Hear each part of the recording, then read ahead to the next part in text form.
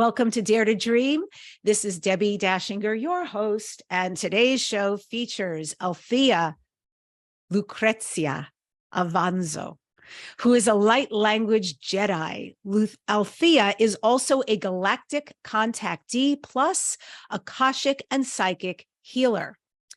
Dare to Dream podcast with Debbi Dachinger won the COVR Award for Best Radio and Podcast Show. Welt magazine listed Dare to Dream as one of the top 20 best podcasts to listen to this year. It's high ranking in Apple Podcasts under self-improvement, and it's nominated for 2 People's Choice Podcast Awards and for a Webby Award.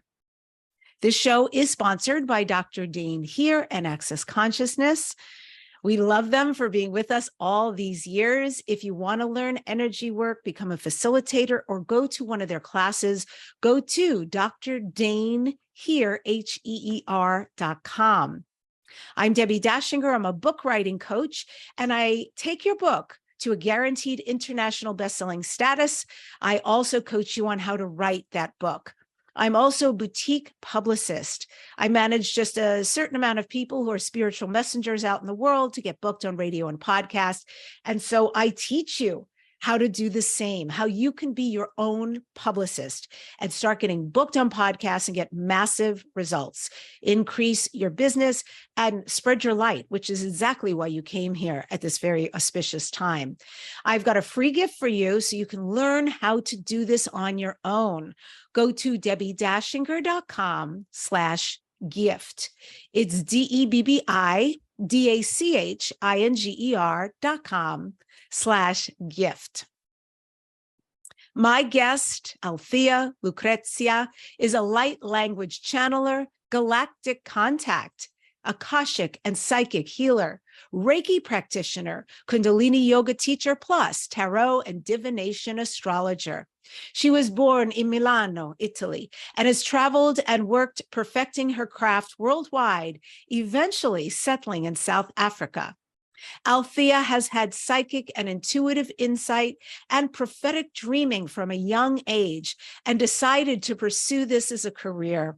Her specialty is light language channeled in all forms, written, drawn, sung, spoken, and signed.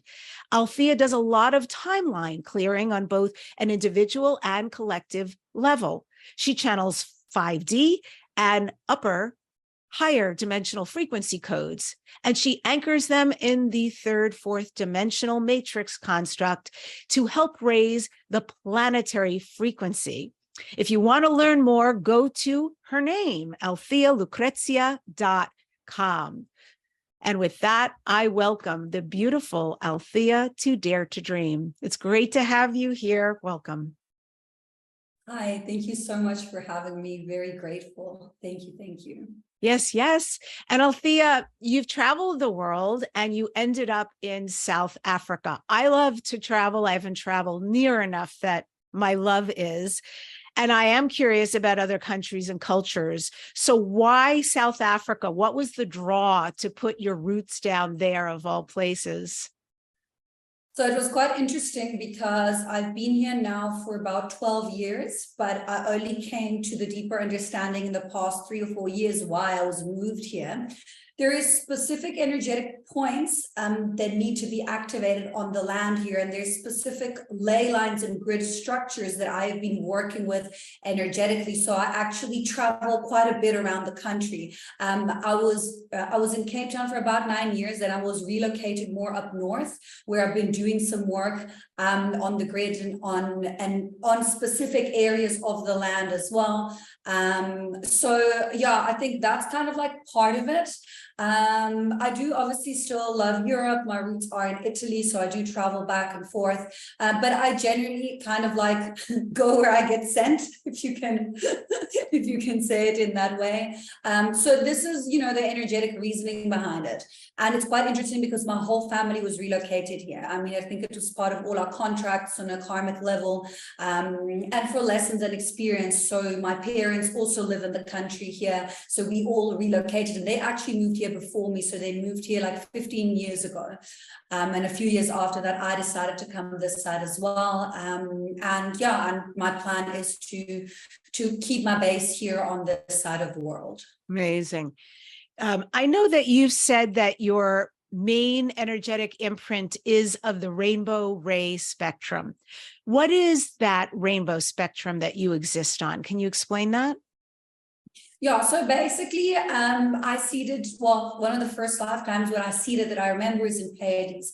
And through that, it's almost like the way that my aura and energetic field works. When I do healing and energetic healing, generally, okay, you would have your heart chakra, which is your green spectrum.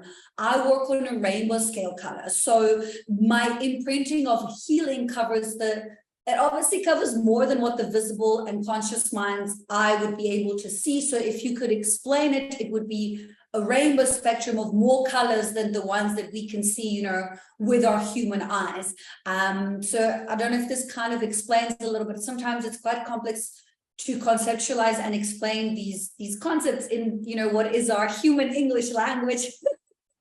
Because you see them and you understand them and you integrate them and you incorporate them and you use them. But then when it comes down to like, okay, but like on a practical level, I'm like, this is kind of like the best way that I can explain it. And anyone who's worked with Pleiadian energy will know that it is a rainbow spectrum that you're working with. Okay, that is so cool. So how are you a galactic contactee? What does that mean exactly? Okay, so I mean, there's different aspects of ET contact and work that I do. So the light language is a galactically channeled language. So starting from that would be, you know, part of it as well. So I mainly work with two higher versions of myself. One is a 9th dimensional Pleiadian being, which is me from, you know, parallel future, you know, time, which is fluid being. And that's a part of me that I connect with and I channel. And then I work with a 12th dimensional mantis being, which is more of like a masculine imprint, and I get the assistance from that through the codes, the written codes. So those are my two kind of like main ET contact beings that I work with, but I do channel all sorts of beings when I'm in session with clients. So it really depends. I work a lot with Arcturian technology as well. So when I'm channeling light language, and you kind of like, the more clicky would be considered a more infused Arcturian energetic type of healing, if it makes sense.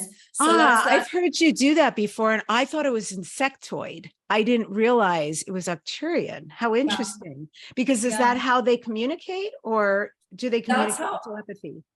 That's how I pull through the technology that comes from them. So I wouldn't know if it's necessarily how I think they probably communicate telepathically, but that's how the technology comes through from me as well. So a 9th dimensional Pleiadian advanced parallel version of yourself, yes, and a 12th dimensional mantis being. So that, I mean, you did mention you also channel other beings, but those two alone means that you have tremendous healer in you, right? You must lead with healing. Yeah, I mean, I think anyone can heal, anyone can choose this path, anyone can work through their heart center, psychic vision, psychic intuition, and just, you know, anyone can connect to source. So I think for me, I've done this in many, many lifetimes.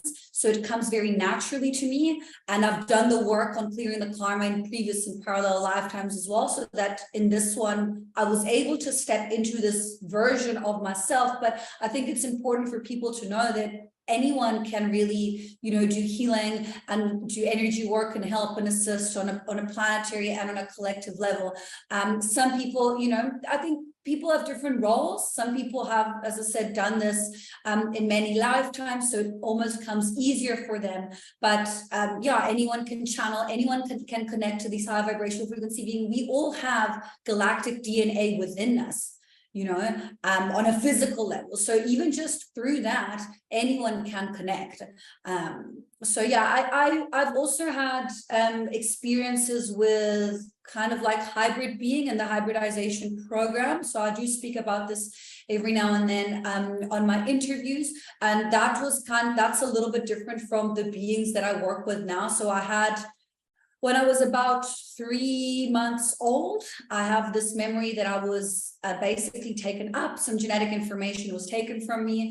And then I have this recollection of me being on the floor, looking at kind of like the metal blinds in the house. I was in Milan. And I remember feeling the wet nappy, like the feeling of the wet nappy on me, and my mom opening the door and me turning around and her being like, how did you get from the cot with bars to the middle of the room? I was 3 months old, so it wasn't like, something that I could have called out.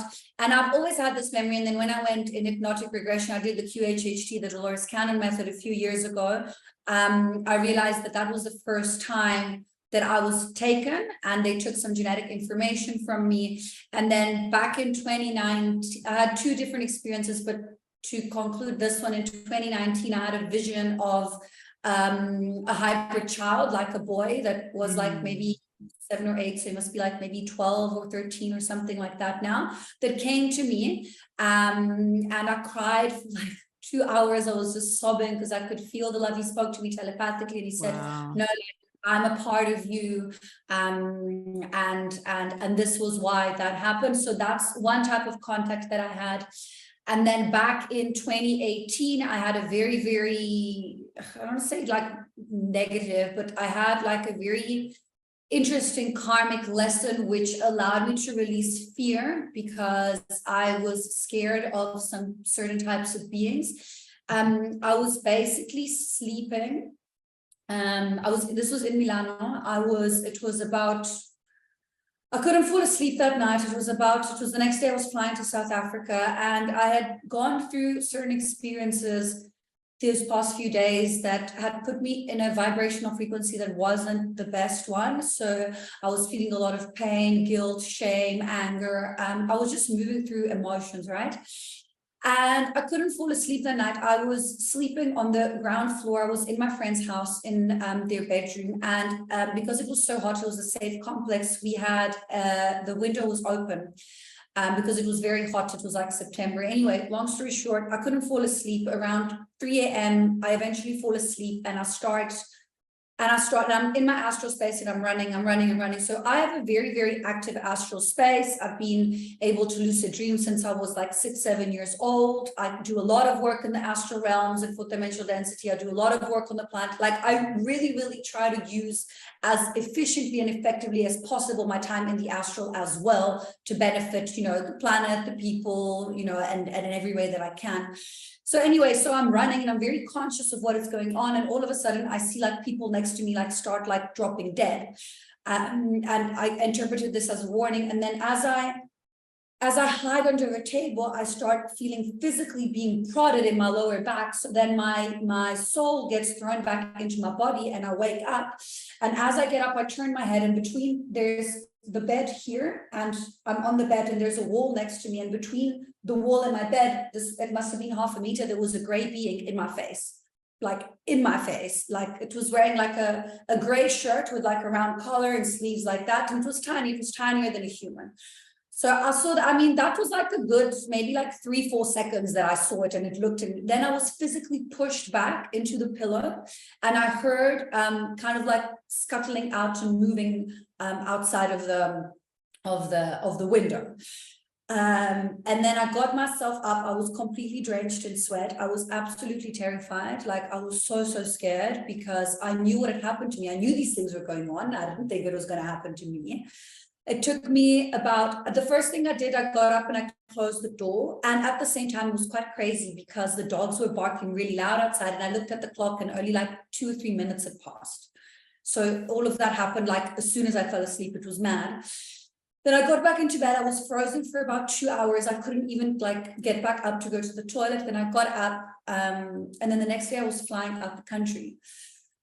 So then I did what any kind of like person in the situation that has, you know, even remote knowledge of these experiences do, I tried to contact someone to take me back in the QHHT method.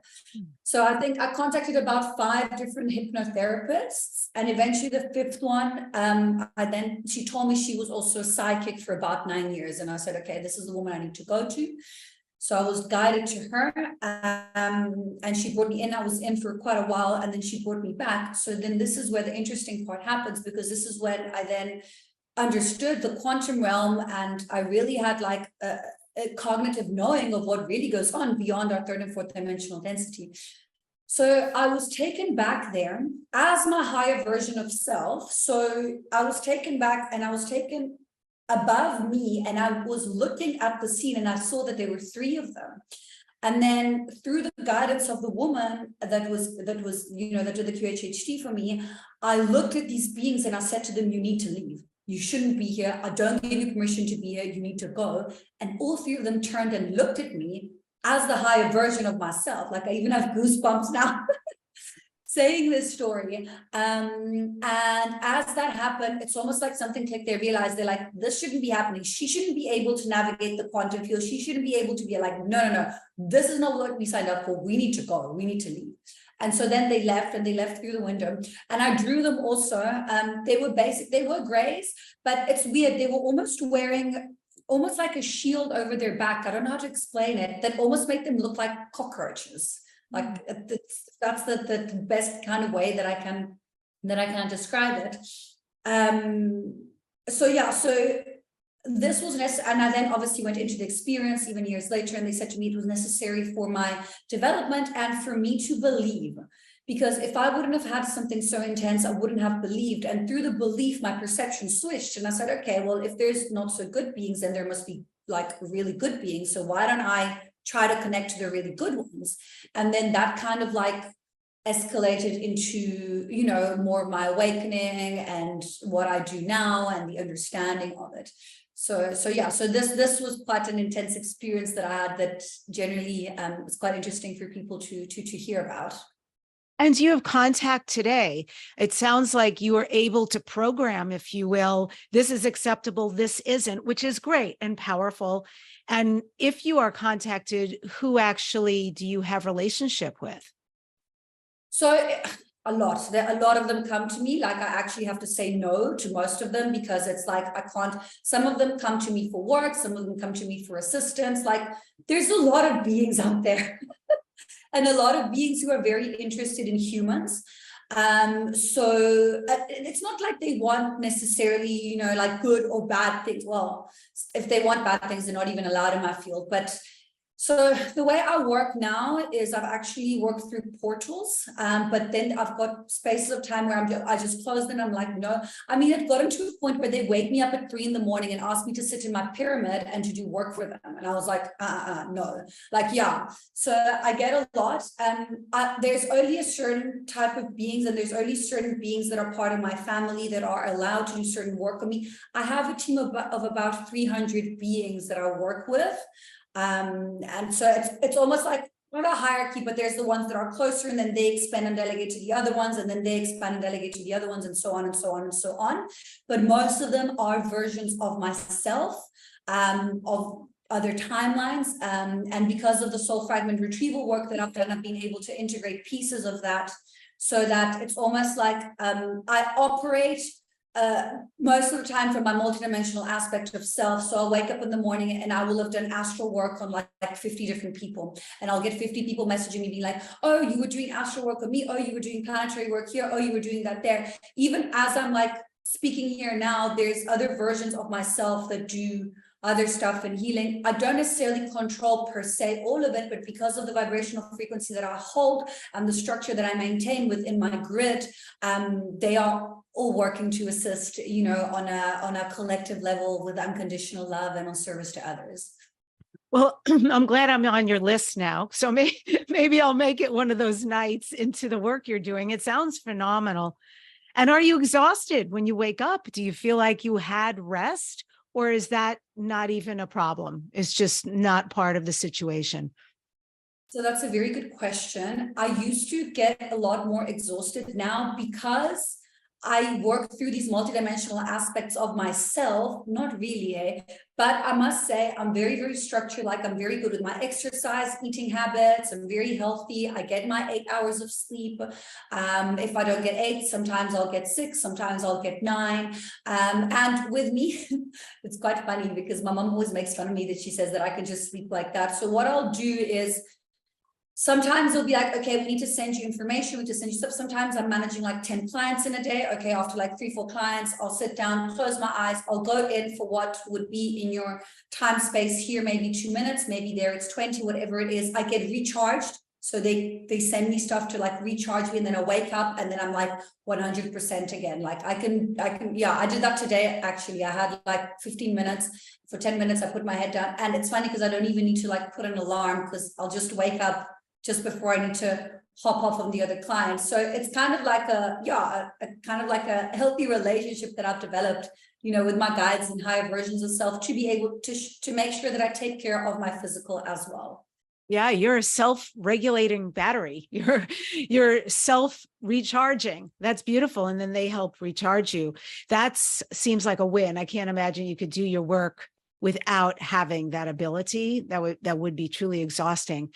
And okay, what is your understanding of your purpose here then? Why are you here? What is your job? What is your mission? What is your pleasure? So, I mean, I think when it comes to like soul's purpose, it's really important to know that because we are infinite beings of light, we can create our purpose, and we can, you know, there's free will. So a lot of the time people come to me and they're like, oh, find out my soul's purpose, connect to my higher self and whatnot. And most of the time it's like, guys, like, if I come to you and I say to you, oh, you need to be an architect, I'm going to be going against your free will, because you're an infinite being of light. So you can really be anything. Sorry, I might be just clearing on and off as we speak, because we're going into this eclipse and new moon portal, and we've just had the 10-10 portal. So if I like cough and yawn a little bit, that's just because I'm clearing some energy. So for me, as I've said, I've had many different lifetimes. I've lived in Atlantis, where I was working with time. Actually, I was working with the construct of time. I was working with crystals there as well. I've lived in Lemurium. I've lived as a mermaid. I was massacred. I was burnt as a witch. So I do have a little bit of a theme going on for me. But yeah, I love Earth. And I love being human. And I know a lot of people say, oh, after this lifetime, I'll leave. No, I would be very happy to come back and help even more in another lifetime. So I like being here, even though I've lived off in other planets. Part of my lessons, of the big lessons that I have here in being human, is learning to navigate emotions like pain and kind of like being able to respond to things like envy, jealousy, anger, because it's emotions that I don't really ever have or ever had growing up. I was very like naive and loving and caring, and everyone was beautiful. And a lot of the time, because life teaches you, I found myself, you know, like friends not being like the best people, you know, or narcissistic relationships, just general kind of like traumatic experiences. But because I've had also so many lifetimes in higher realms where you don't have these emotions, you don't have these things like, you know, envy and jealousy and whatnot, I wasn't very prepared. So this was part of my kind of like experience in this lifetime, to be able to learn to navigate that and respond with love if that ever came in my way or in my direction, but also boundaries. Like boundaries was a big one for me in this lifetime to learn. But I would say that if you ask me kind of like what I'm doing here, why I'm here and whatnot, I tend to work on this kind of like concept, which is something that is called the twin union with source, which I think everyone who does some kind of energy work or energy healing, if they are working with integrity and from the heart, will at some point be connected to. So it means that it's almost like your heart opens up to a certain amount, that you start to understand and work and operate from a space of unconditional love. So it's not you anymore.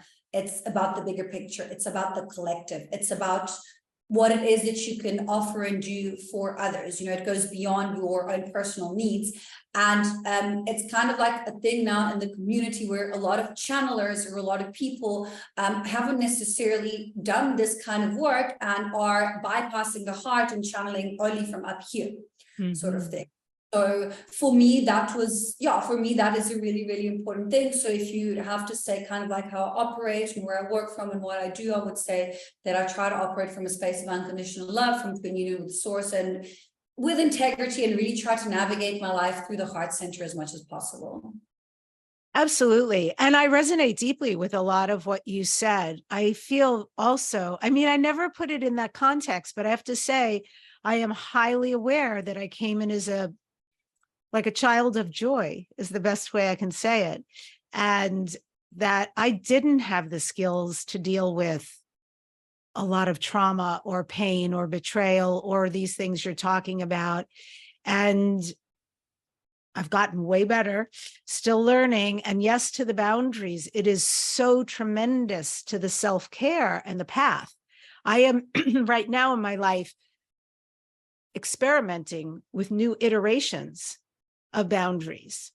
And every time I feel one is needed, you know, and it can be as simple as saying no to something and as grand as something else. But I really start talking to myself, like cheering myself on, because it's like, yes, like if I am to feel why I am here and do it happy and whole and intact and all of that, and feel respected and, you know, all these other things, but also, you know, create, for me, it's more about, you know, my beingness, because I give a lot. And so, yeah, it's like, it's really like I tell myself sometimes, you're a badass. That's so good. Go girl, you know, go that you're taking care of yourself like that. And it's good because the more I encourage myself, the more it's getting like this now when something happens and it's a trigger and I'm like, oh, yeah, that was bold on that person's behalf. And yeah, that's not for me. That's not for me. And then to say something in the moment and I'm like, And then there, you know, conversely, there's those times when I miss.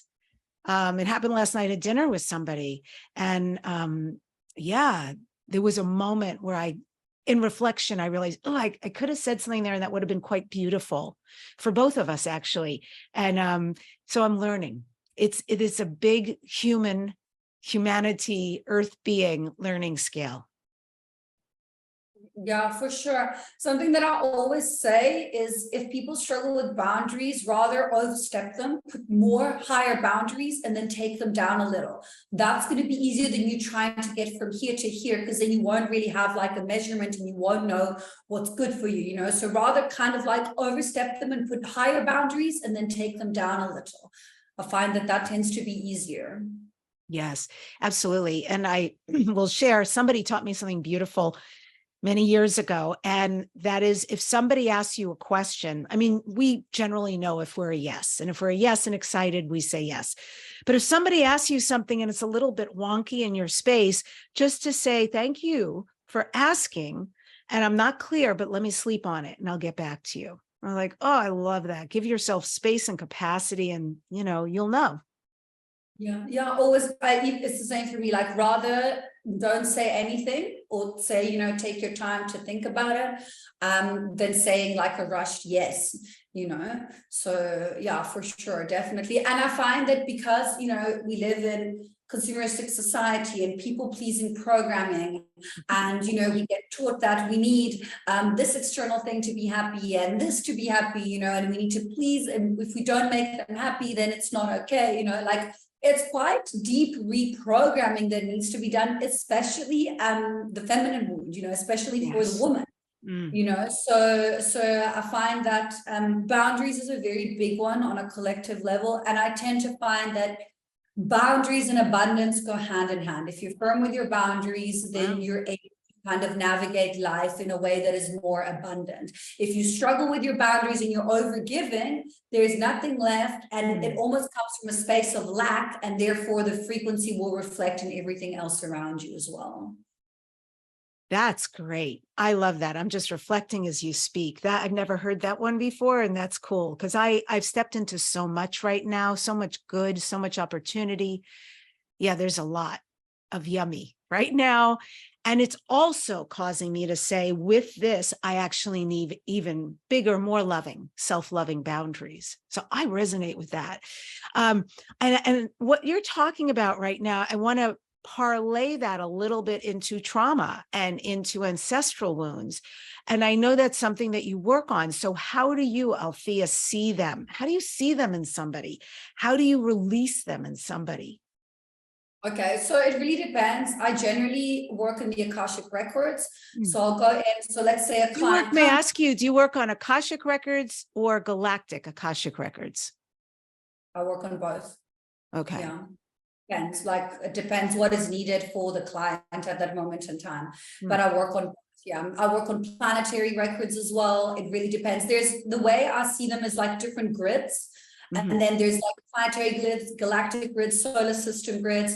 So it really depends. But the way I work is someone will come to me and they either say, oh, I don't know, leave it open, and then I'll go in and for what is needed for them at that moment in time. Or they come to me and they say, hey, like, you know, I really struggle to, I don't know, be in a relationship, or I really struggle to feel safe and secure and whatnot. And then maybe they have an abandonment wound from being orphaned in medieval times, so they don't feel safe and secure right now. Or maybe they have a struggle speaking up their truth because their throat was cut, or they were hung, or they suffocated, or they, you know. So what I'll do is I'll go into the timeline and I'll assist them in neutralizing it.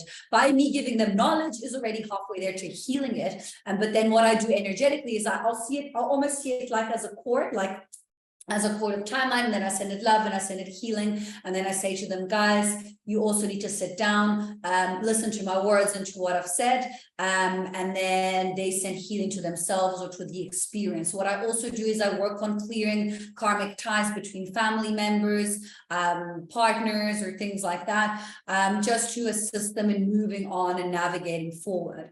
So that's kind of like on a more like practical level. What I also do is soul fragment retrieval. So by me giving them knowledge of the trauma, let's say they died from stabbing, there was a lot of pain, I will do the work. I'll actually open a portal, call the soul fragment, integrate it in their system, and then close the portal again. But then of course they also need to do their own work. So sometimes I'm not allowed to clear over a certain level because they need to kind of like say no, or set their boundary, or break away from the relationship, whatever the situation is. But this is more or less how I work on a practical level. How about you, Althea? Have you had your own trauma? Have you had to have your own clearing? Yeah, a lot. It doesn't end, it just gets easier. So I had a very intense, I had like basically a near-death experience when I was 27. I was rushed to the hospital. I had like, my kidney was about to explode in my body. So I had to have an emergency operation, and that gave me like a really like shock to wake up in life, like, okay, because I wasn't really living a life that was in alignment. Let's say I wasn't in a space of self-love. I was, you know, drinking alcohol, and I wasn't, you know, like, you know, in my mid-20s, I was just living a life that wasn't really in alignment for where I needed to go. And I wouldn't have stopped unless I would have had a lesson in that way. So that happened. Then I went through quite an abusive and toxic experience with a partner as well to bring my child through. I actually have a few videos on my YouTube that I speak about that. So this was a very intense experience. Like, he almost killed me when I was 4 months pregnant. We had to call like police to have him physically removed from the house. There's a protection order now in place. But this was also all very much part of a contract that I signed with this man. And the way that worked, it's like my mind is blown. Basically, I needed his and mine genetic combination to bring through the soul that, you know, then came through. My whole chakra system was actually removed and replaced, and I then re-put my old one in after that as well.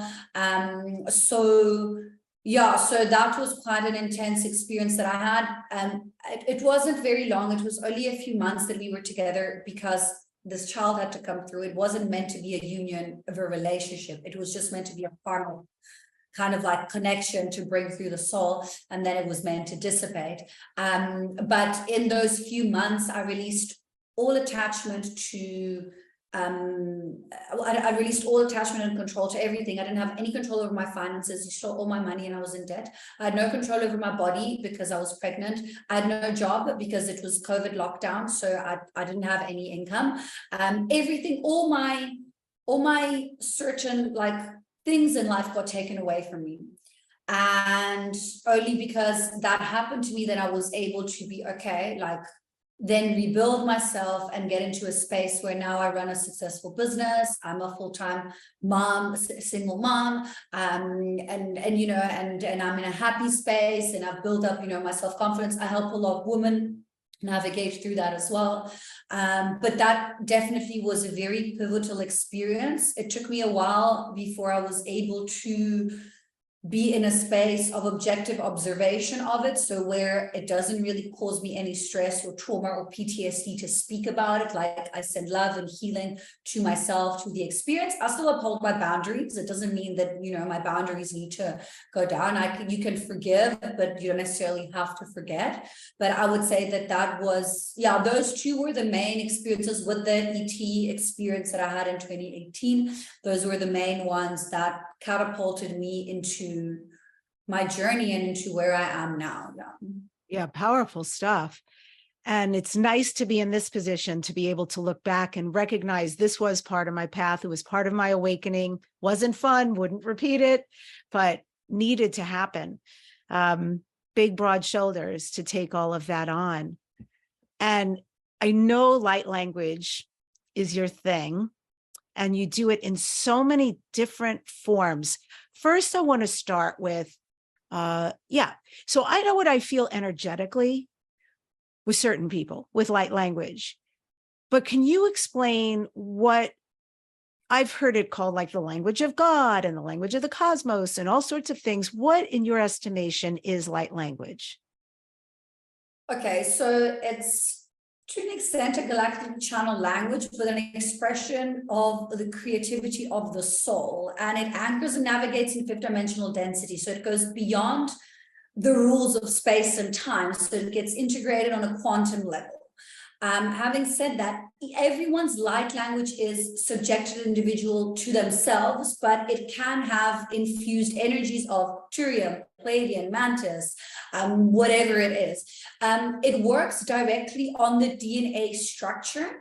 So it activates dormant part of the DNA and in the etheric field. So the codes are intelligent and they mutate with you. So let's say I make a specific light language code drawing for a client. For 1 week, they might need it to help with grounding, and that's what it's going to do for them. 2 weeks after, they might need assistance with speaking their truth, and that's what the codes will do to assist them, if it makes sense. So it's almost like, because they work beyond the concept of space and time, they work in fifth dimensional density and up, they mutate, a sort of thing. So it's also different in the way that it actually, you know, works on a physical level as well. So for me, then what I do is, when I'm also working with my hands, I'm anchoring codes in the construct grid of the earth in order to assist with raising the vibrational frequency of that. So for those who have vision activated, basically when you see through third dimensional density into the 5D, into the quantum realm, everything is moving all the time. And it's almost like there's almost like these grids of energies that come in and out and that come through. I had my vision activated back in 2019. I was seeing beings and things before that as well, but not to this extent. Now I can tune in and out. So if I want to tune in, I'll see everything moving all the time. I don't tend to do that because it's a bit difficult to navigate your day-to-day life. If, you know, everything is swaying and moving, sort of thing. So for those who have vision activated, that's the way that the codes will work and anchor within the construct.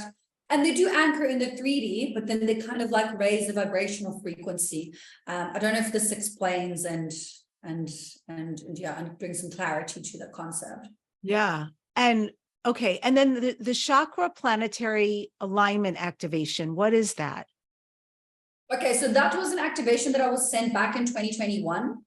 It's basically just an extension of the chakra system that I do and that I offer to people. I generally offer to people who have already done some work with me or people who are already energy workers and energy healers. So I've got a classical basis of Reiki training. However, we work on the chakra system for conventionality's sake, okay? But we are moving into a space where, we were accessing the crystal codes, the light body. Like when I channel, when I work, my whole body is one big, huge chakra, basically. Wow. So what I do is I help people get there. So how do you get there? You activate more of the chakras, basically. It's basically when they are also activated, every single point becomes a chakra, and then you access the light body. Okay, so your standard chakras would be your root, your sacral, solar plexus, your heart, your throat, your crown. What I do is I help people open up, and I open up the soul star, so it connects them to their galactic center, the earth star into Gaia, the hands, the feet, the tongue, and the ears, and the higher heart, which is an extension of the heart, which connects between the heart and the throat chakra. Okay, and by then having access into this expansive space, they will then be able to get closer or to then access their light body.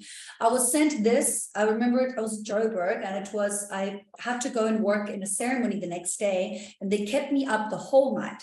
I slept maybe 3 hours, and they were just working and doing and whatnot. And then the next morning they said to me, no, this is what we've sent you. You now activated to be able to do that, to do this on people that come to you. So that's basically what it is. It's just an expansion, extension of the chakra system to get you closer to your light body. May I ask what you mean by ceremony? What kind of ceremonies do you go to or facilitate? No, I was just assisting a friend who's working with psilocybin ceremony. Yeah, I don't do that anymore. I did for quite a while, just because when I was opening my channel and when I was working, it was a really beautiful space to be able to work in. I mean, if they call me, I'll still go and help here and there. But I was assisting a colleague of mine. Got it. Yeah. Okay. No worries. I've been around the block, and and a lot of my investigation, and I'm working on some really phenomenal projects right now. It's said that the extraterrestrials are actually the ones who gave us mushrooms, magic mushrooms.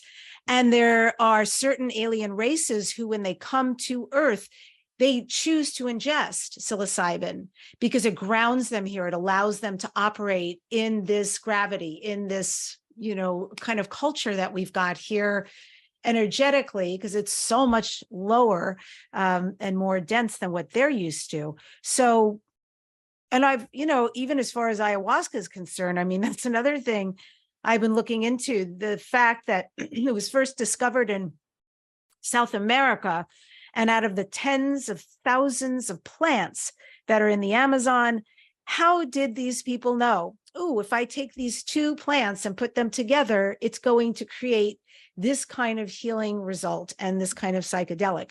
So they also say that was, the shamans were guided by the extraterrestrials. And I believe all of this, because shamans have long had relationships very open with the extraterrestrials. Yeah. Yeah. I mean, even with me, like I'm very, very sensitive to any kind of like externals. I can't really take anything anymore, because if I want to feel it, I'll just tune into it without having to physically take it. So that's how I would access the realm of the psilocybin or whatever else.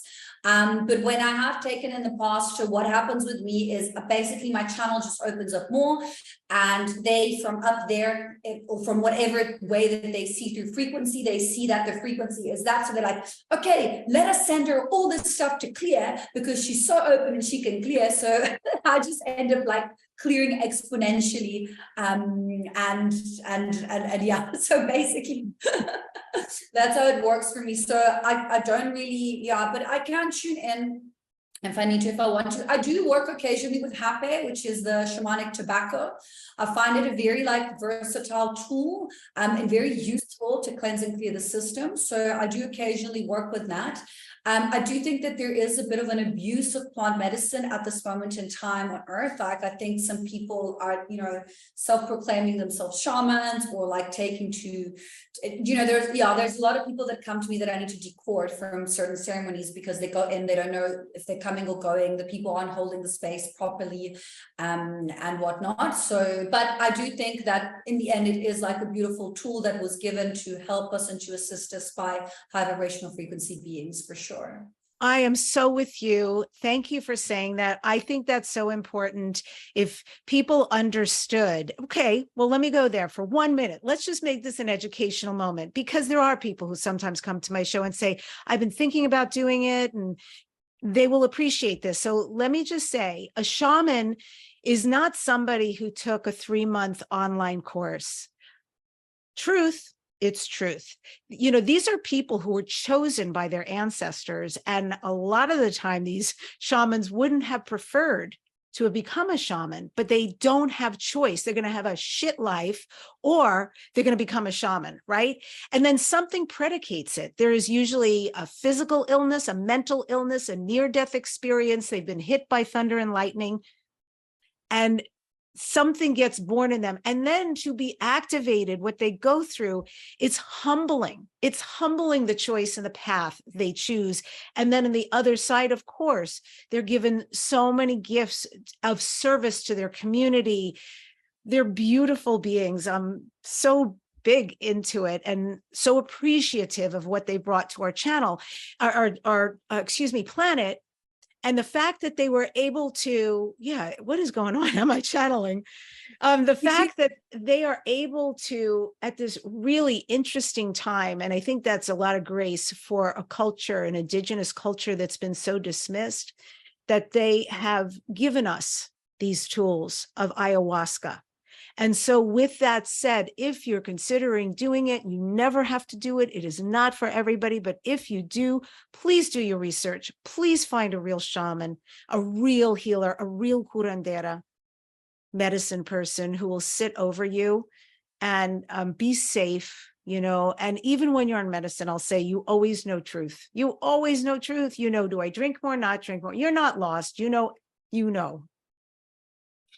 Yeah, for sure. Yeah, thank you for that, because it's really important. Yeah. And, you know, as you said, a lot of people, they don't know. And then they go, oh, my friend went here, my friend went there and whatnot. And just know, guys, that yes, they can assist you, but you have the capability to do everything yourself without any external help. And it's really important, because a lot of the time people that develop attachments to these things and they feel disempowered, then they're like, oh, but I can't access those states unless I do this, that, and that. No, you don't need anything. You are enough. And what you bring and the way you can do it is enough. And yes, the plant can help you, but as long as there's, you know, it's a healthy relationship with it. Yes, it really is. And I play music, I sing, and my partner plays guitar, so we play music for ceremonies. And I know exactly what you're saying about just being in the vicinity of people. We don't prefer to drink when we're playing, right? Because otherwise it's very difficult. So we're just there to serve the people and assist the whole energy of the room and the journey. But boy, can you feel like you took it and when you didn't. And I guess it's, you know, so much truth to the words. Energy is truly everything, even when it comes to plants and mushrooms and so forth.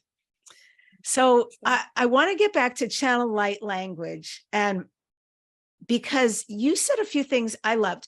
So the first one is that, okay, and I guess you addressed that then, art codes, because I was curious, what is an art code? So is that what you were saying earlier about you can draw something for somebody or receive and draw it and then give it to a client and it works on them? Yes, exactly. But it can also work on a collective level. I will specifically attune specific codes for specific people. Sometimes they come to me and they're like, oh, I'm struggling with this, that, and that. And then I'll set the intention and channel it through for them. But if you go on my Instagram, you can see that there's a lot of written codes that I pull through as well. And I work a lot with the sunlight. So I'll take maybe photos of the sunlight and then pull through codes from that. So it's quite versatile once you are, you know, once you understand how it works. And it's quite funny because those who do follow me on my Instagram will know that wherever I go, I'm always followed around by rainbows. So I always take photos of rainbows because it doesn't matter whether there'll be like little rainbows on the floor or in the car, or, you know, half the time I don't know where they're coming from. And people who have vision activated, they'll see me and they'll see little rainbow codes around me as well, which is quite interesting. But yes, your codes would be your written version of them. Yeah. I really like that you also brought up singing, because I was in a light language class. Well, not a class. We were an experimental group. We weren't paying anybody. And we met, some people were better than others, a little bit foreign for me, but the whole speaking thing, but when I let that go and said, what about singing? Because that's really my first language is music. And that felt so comfortable to me. And I was aware of what was being transmitted also. Yeah, absolutely. Absolutely. So a lot of light language channelers also sing and can sing, and it can come through in that way as well. Mm-hmm. And you also, this is such a cool thing that you help people with business. I mean, spiritual entrepreneurs, spiritual messengers, this is like, they need this. It's such an important aspect so they can thrive with the gifts that they came here. So talk about that, about monetizing ethically, about some of the things you see that people do out there in our spiritual community, and some of the things they could change so there's so much more ease. Yeah, so first of all, I train light workers so that when they go out there, they know what they're doing. I give them kind of like a basis of understanding on how to access the Akashic records, how to channel, and I kind of like train them. And then, yeah, on the business side, so the way that I've worked and how I have built my business from scratch is completely channeled. I don't have a marketing background. I don't have a business background. I don't have a finance background. None of that. I don't have it. I've got a channel. Okay. So once you learn to work with that, you don't need anything else. It's quite interesting because I had this woman come to me for energy healing in person when I was in Milan last year. And she said to me that she was the boss marketer of a huge pharmaceutical company.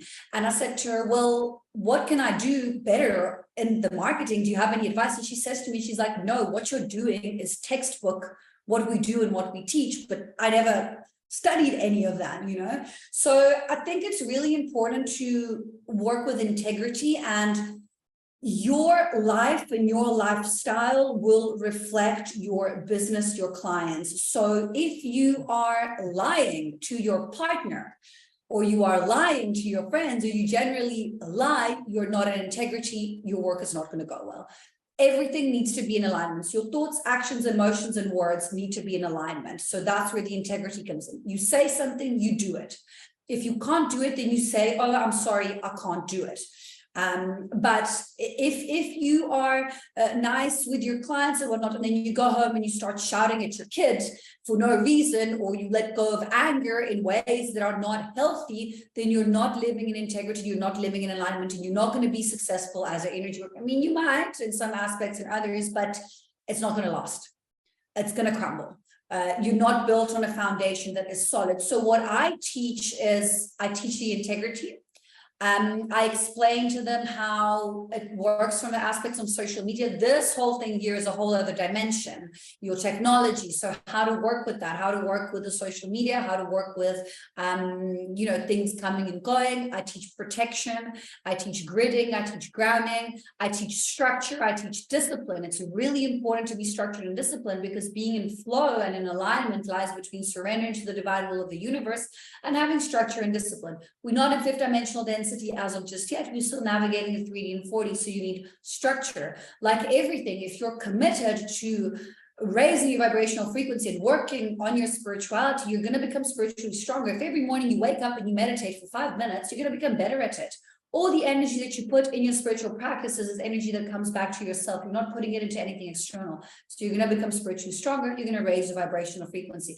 And then that's when it comes into the power of kind of like manifesting. So I work for the concept that's called 0-point neutrality, which basically is starting from neutrality. So how do you get there? You ground, you anchor, you meditate, you get into a space where you're neutral, you're everything and nothing. There's no attachments, there's no thoughts and whatnot. And when you're in that space, you want to carry and navigate that throughout your day, because then you're able to see all the different possible parallel timelines and then make the choice that is for your highest alignment. Yes? Oh my gosh. Okay, wait.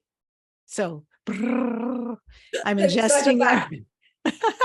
No, I'm downloading everything you're saying right now. I want to go back to this because I feel like this is a very exciting, I feel the excitement in my body, and a really important point. I already organically work with this, but not like how you're talking about. So before I go to bed, before I go to bed, right when I close my eyes, I go to the quantum. I go to the 0 point, to the no thing, right?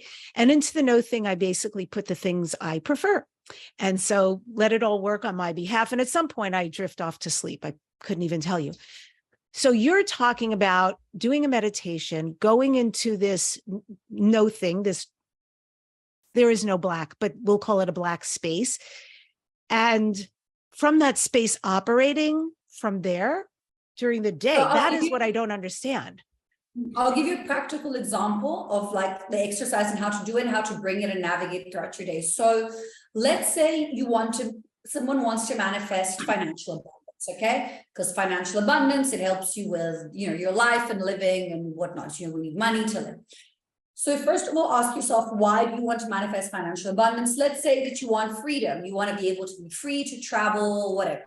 Okay, so this is the practical way of how you would do it. So you get in meditation, you clear your mind, you get in 0 point neutrality, no thoughts, no attachments, nothing. Okay, when you are there, you become the emotion that you become the emotion that the freedom gives you. So you become the freedom. Okay, from 0 point neutrality, but you become from a space of non-attachment. So you go from a space of want, not from a space of need. Okay, and that's how you manifest and you change your vibrational frequency to anchor in the timeline that has the freedom. Okay, so that 0 point neutrality is what you want to operate from on a daily basis. Because if you are in that space where you're neutral, then all the possibilities and things that come to you, you are able to see and discern. This is good for me. This is bad for me. This is the direction I want to go. And you're able to see the signs from your guides, because your guides will come to you in a way that is non-linear.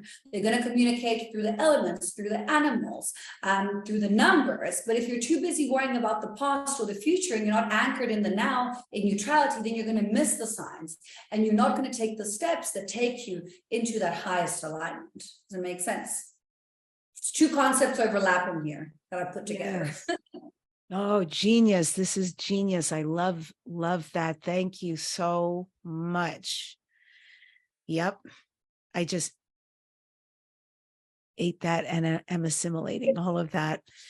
Yep.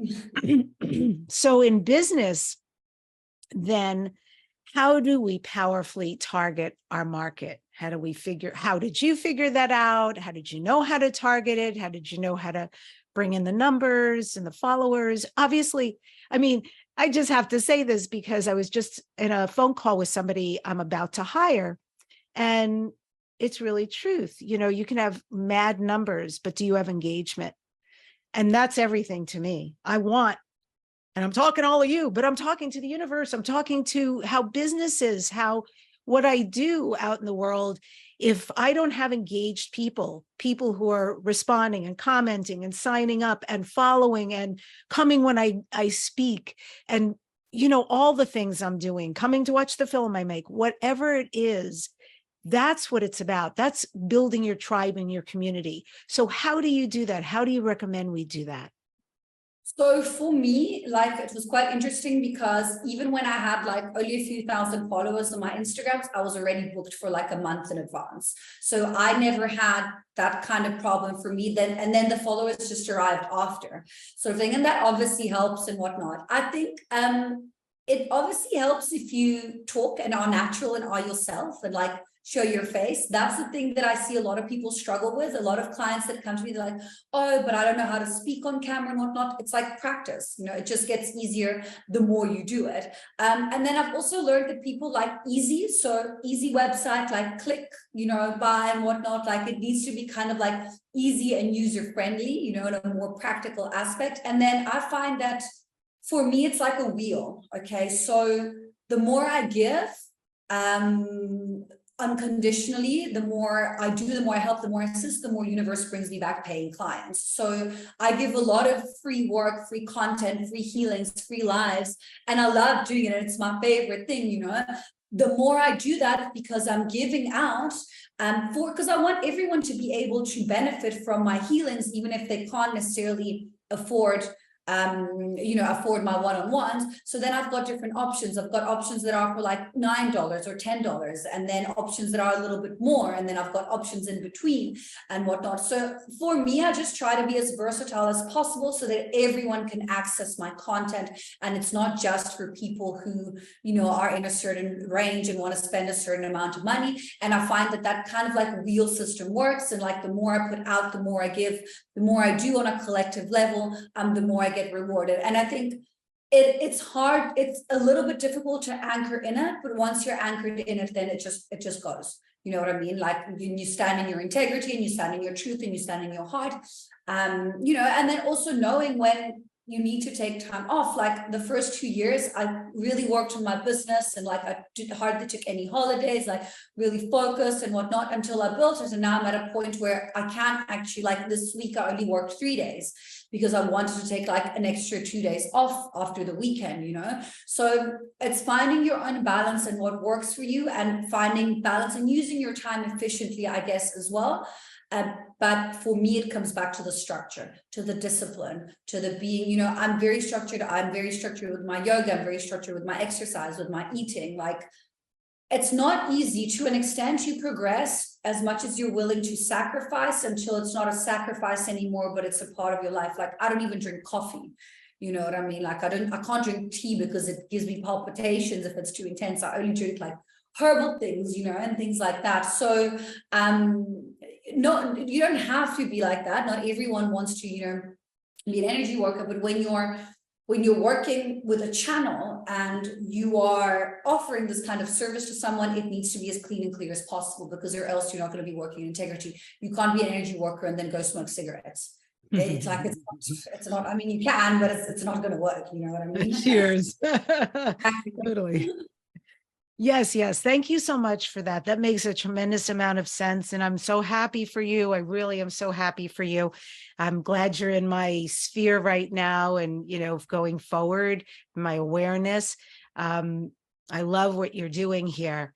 And I want to shift, because you had made a kind offer for those who are smart enough to still be with us live or watching the replay, and you're still here, you're in for a treat, because Althea had offered to do a transmission for us. So I'm going to volley this back to you, but will you let us know, what are your transmissions? Do you want people to close their eyes, etc.? Yeah, I'm going to guide you in. Yeah. So I just want to say, because we're going into this lunar eclipse portal, and we've just had the 10-10 portal, this will probably be something that's going to help with grounding the system, but we'll see what comes in. Okay. So you can just close your eyes, and I might be just burping and coughing to clear energy.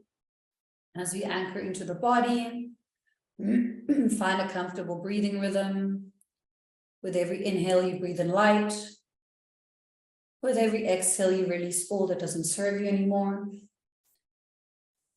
And as we call on the Archangelic Collective, Michael to the south, Uriel to the north, Raphael to the east, Gabriel to the west, call on Archangel Metatron with his blue cloak of protection from above, and Sandalphon to seal the grid from below. So we call on our higher selves as spirit guides. Anyone else who wishes to be present for the greatest and highest good, you're welcome in the space.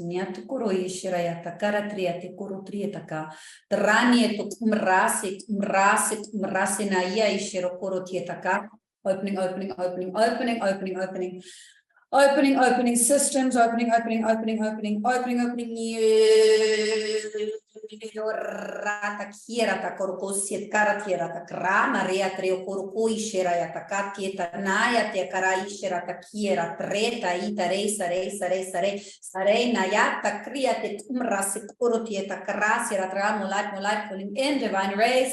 Anchoring, opening, grounding, attuning systems to higher light, coming in, anchoring. Anchoring divine rays.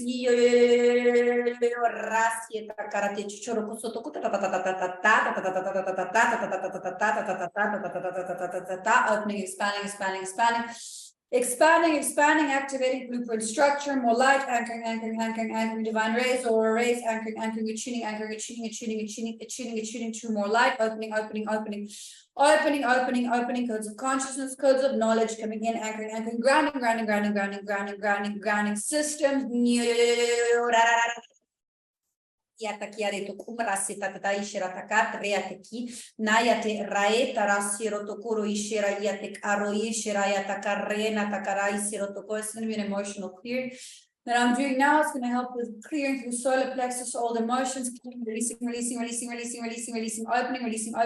letting go, aligning into higher timelines, attuning. Terasi to kaka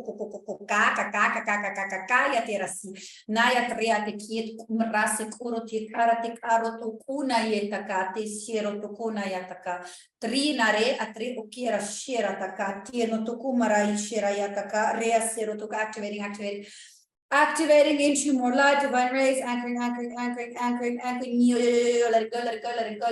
letting go of all that doesn't serve you anymore. Releasing attachments, letting go, opening to more light, unconditional love, anchoring, codes of love, attuning, angelic rays coming in, anchoring, Rayo te puro ishera isera takra, opening, expanding structures, takra sera taka, tietaka reatere ishero soro isera. It is time to open more into the light. We go, we anchor, yashera yataka, takiera trek kutkoroasi esetukuno yachera yataka, riata reate kumrasera yataka, ntara mietuku kakria serati, tiera takrek kuroat rea chekato kuro inaran, rea tiero teru ishera isera yataka rasiero tokuro ishera sera, yero tokuro, more codes of knowledge, codes of understanding of self coming in. More of you will understand the self through the heart.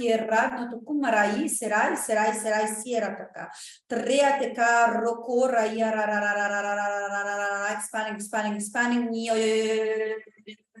Kraya te kieta kataka, tatiera ta krek tu noro koro tiet karia siera to koro tieta tana ishero to letting go, not nero shero to kumra siera te karatieta ta, expanding peripheral, putting in more light, divine rays, anchoring, strengthening peripheral, activating iron armors, activating, attuning,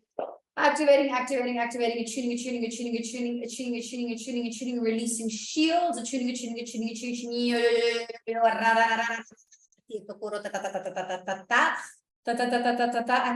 anchoring into earth stars,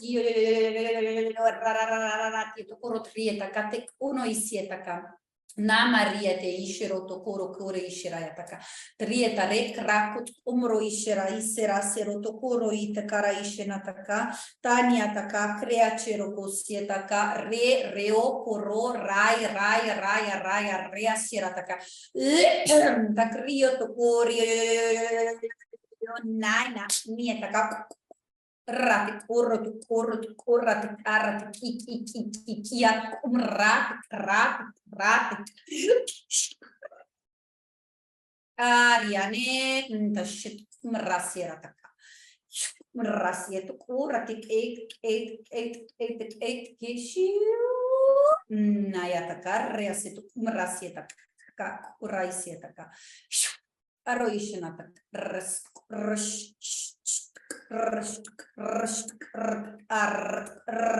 Nataraisia. Kuroishinataka, riatakiarata, kuroishinataka. Naisherayataka, ratakarataki.